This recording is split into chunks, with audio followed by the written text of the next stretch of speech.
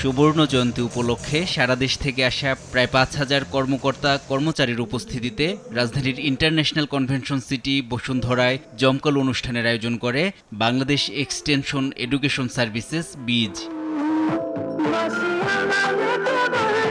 এ সময় বীজের গৌরবময় অগ্রযাত্রার ৫ দশক নিয়ে আবেগঘন স্মৃতিচারণ করেন বীজের প্রতিষ্ঠাতা ও সিনিয়র অ্যাডভাইজার সাইফুল ইসলাম। আমাদের যাত্রা, আমাদের ৫০ যাত্রা, আমার এই 51 ইয়ার্স আজকে এই প্রতিষ্ঠান আমার গড়া, আপস অ্যান্ড ডাউন হয়েছে, অনেক পেইন হয়েছে। আমি কোনো সময় তো চাকরি হিসেবে দেখি নাই, ইটস মাই প্যাশন। যে কোনো চ্যালেঞ্জ মোকাবিলায় বীজের প্রতি পূর্ণ সহায়তা থাকবে বলে জানান পিকেএসএফ এর ব্যবস্থাপনা পরিচালক মোহাম্মদ ফজলুল কাদের। ক্ষুদ্র ঋণ সহায়তাকারী প্রতিষ্ঠানগুলো সুদখোর না, ব্যাংকিং খাতের চেয়ে শক্তিশালী বলে মনে করেন এমআরআই এর নির্বাহী সহসভাপতি ডক্টর মোহাম্মদ হেলাল উদ্দিন। ব্যাংক তো আপনার সুদ নেয়, তাই না?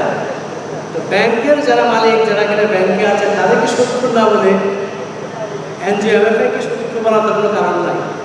আগামীতে ব্রিজ আরও এগিয়ে চলবে এবং একটি নরবরের প্রতিষ্ঠান থেকে আমি বলব ব্রিজকে যে একটা শক্ত ভিত্তির উপরে রবেটটা উঠিয়ে দিয়েছে, একে আরও শক্তিশালী করতে পিকেএসএফ এর পূর্ণ সমর্থন থাকবে। ৫ দশকের এই দীর্ঘ পথ চলায় প্রান্তিক জনগোষ্ঠীর ক্ষমতায়ন ও টেকসই উন্নয়নের নতুন অঙ্গীকার নিয়ে পথ চলার কথা জানান বীজের চেয়ারম্যান মোহাম্মদ ইসমাইল।